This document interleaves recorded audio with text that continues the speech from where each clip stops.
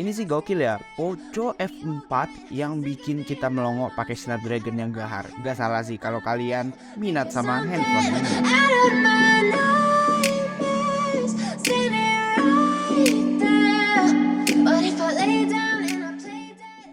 Halo teman-teman Zaragood, buat kalian yang baru klik video ini, sebenarnya sih saya pengen minta tolong, udah pencet subscribe belum bro?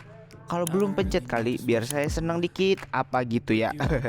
Oke, kalau udah subscribe ya, kalian boleh dengar video ini, Xiaomi Poco F4.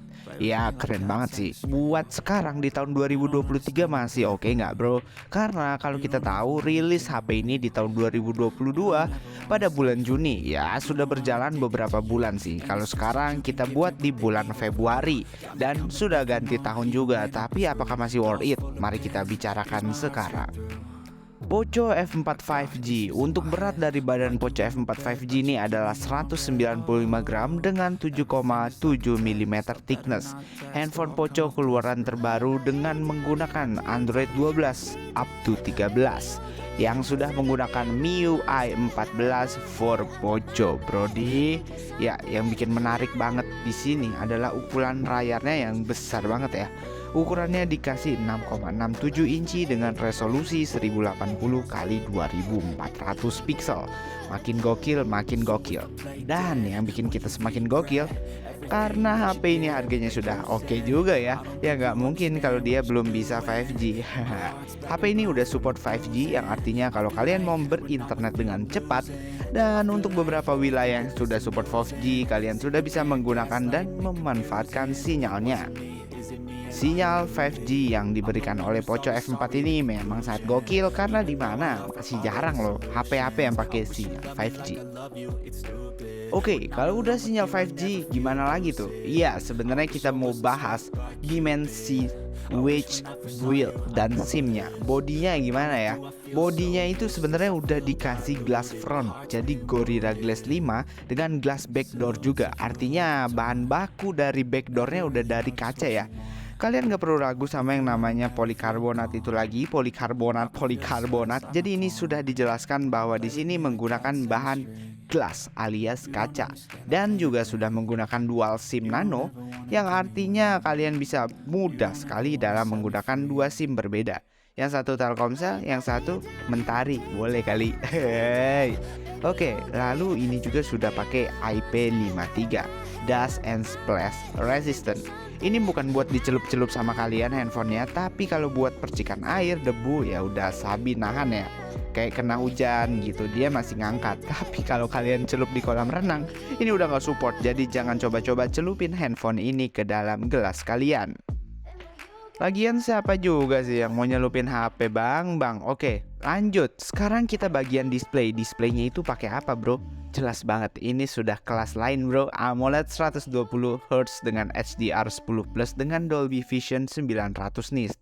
Waduh, ngeri kayaknya nih, gahar banget. 900 nits dan 1300 nits peak. Gokil banget gak sih? Layar yang pertama saya klaim GG itu adalah AMOLED 120Hz. Terutama AMOLED biasanya hanya diberikan di batas 90Hz, tapi untuk flagship dari Poco ini 120Hz makin gacor banget sih buat sekarang. Dan yang bikin kagum lagi adalah kemampuan layar 900 nits peak HBM dan 1300 nits peak. Jadi kalau kalian mau pakai layarnya di luar ruangan tuh kayak siang hari, di bawah terik matahari kan biasanya walaupun brightness sudah full, ini nitsnya tinggi jadi brightnessnya makin jelas. Mau kelihatan dimanapun, layarnya tetap nyala. Di dalam ruangan jelas, di luar ruangan pun jelas banget gitu. Jadi saya menarik banget di sini. Tapi layar AMOLED 120Hz-nya pakai perlindungan apa? Ya bener banget, dia sudah pakai perlindungan Corning Gorilla Glass 5. Nggak perlu khawatir sama layar yang AMOLED 120Hz-nya guys. Oke, sekarang kita ngomongin tentang platformnya ya. OS Android 12 yang bisa upgradable to Android 13 dengan MIUI 14.2 for Poco. Ya, seperti OS-nya sudah di Android 12, dan sekarang kita bakal berpindah kepada chipset. Untuk chipset dari handphone ini sudah sangat-sangat gokil. Tidak perlu diragukan lagi. Snapdragon 870 5G 7 nanometer. Ini sudah pakai Snapdragon 800 ke atas, yang artinya handphonenya gokil. Ya bener banget bro, ini udah pakai Snapdragon 870 buat kalian ajak gaming, tes gaming, nonton YouTube. Ya nonton YouTube ini membuat pakai kerja kerasnya bisa ngangkat bro. Dia udah pakai Snapdragon 870. Ya performa gamingnya gimana sih kalau pakai Snapdragon 870? Mari kita bahas bro. Sorry banget buat pengatasan gaming kalian tidak bisa melihat langsung secara langsung, tapi kita memiliki beberapa data yang sebenarnya bisa kalian akses di beberapa channel lain. Yang pertama, untuk tes Genshin Impact ini sudah bisa digrafis high dengan 60 fps namun hanya bertahan di 3 menit pertama.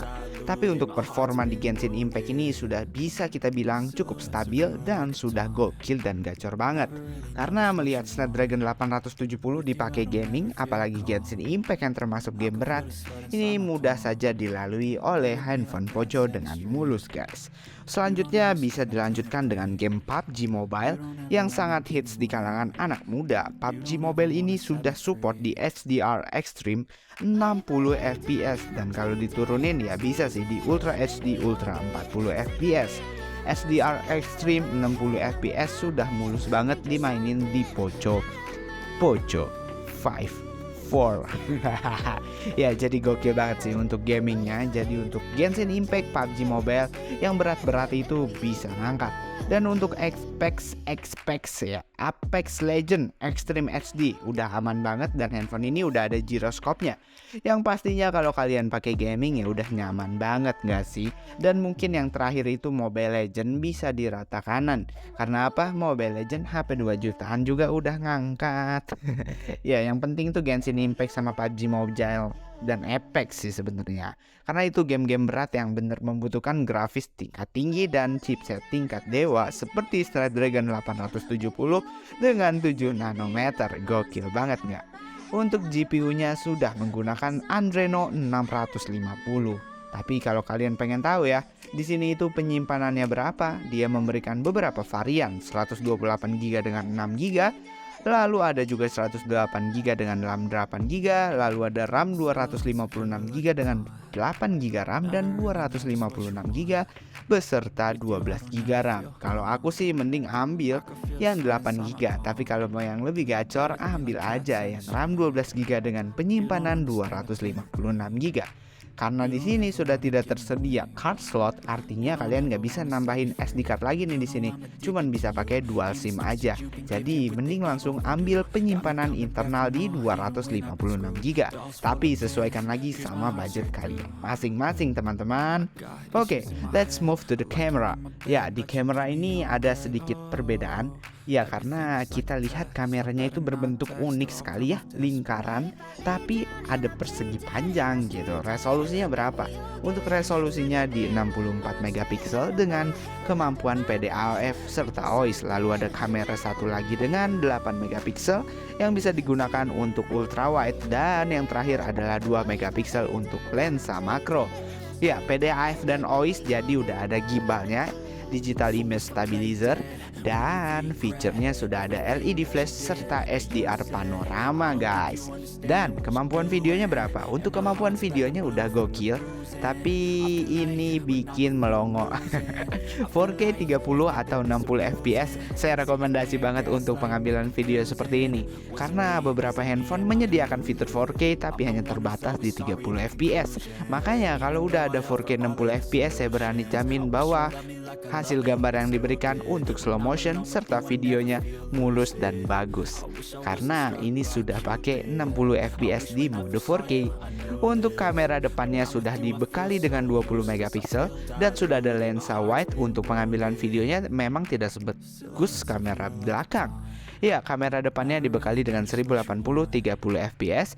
Nah, untuk suaranya gimana? Di sound speaker di sini sudah pakai stereo speaker, jadi tidak mono lagi. Memang gokil nggak sih? Speakernya ada di atas dan ada di bawah. Kalau kalian pernah mendengarkannya, suara akan terdengar lebih jelas dan lebih keras guys kalau pakai stereo speaker ini.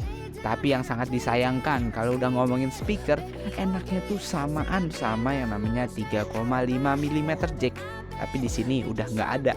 Kalau kalian mau dengerin lagu ya harus pakai yang namanya TWS gitu. Selanjutnya adalah WLAN, Wi-Fi-nya sudah ada, pastinya Bluetooth sudah ada, positioning udah ada, dan NFC-nya juga udah ada. Ya nggak mungkin dong HP 5 jutaan kayak gini nggak pakai NFC. Infrared udah ada, radio udah ada, USB sudah tipe C, dan sekarang untuk sensornya dia sudah menggunakan gyroscope, proximity, kompas, dan fingerprint. Untuk pengecasannya sudah kencang sekali menggunakan pengecasan 67 watt, pengecasan yang cukup cepat. Ya ini kayaknya ditinggal mandi sama makan udah penuh ya, karena baterainya 4800 mAh. Sorry, 4500 mAh guys. Ya di sini diklaim 100% di dalam 38 menit aja guys.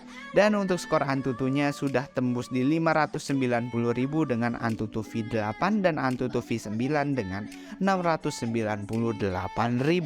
Oke, mungkin cukup sekian video ini. Jadi gimana? Mau beli nggak nih handphone? Ya kalau kalian mau beli, kalian bisa langsung cekidot aja ke nomor saya karena saya ada promo handphone. Ya kalian kalau mau beli handphone ini, mungkin kalau kalian nggak tertarik juga nanya-nanya handphone lain ada, karena di sini kami menjual beberapa handphone, banyak sekali variannya dan diskon guys. So thank you yang udah nonton sama kalian video sampai sekarang. Ya untuk cekin nomor bisa cek aja langsung dan langsung aja hubungi kalau nanya-nanya handphone. Nggak apa-apa nanya-nanya doang, sabi guys.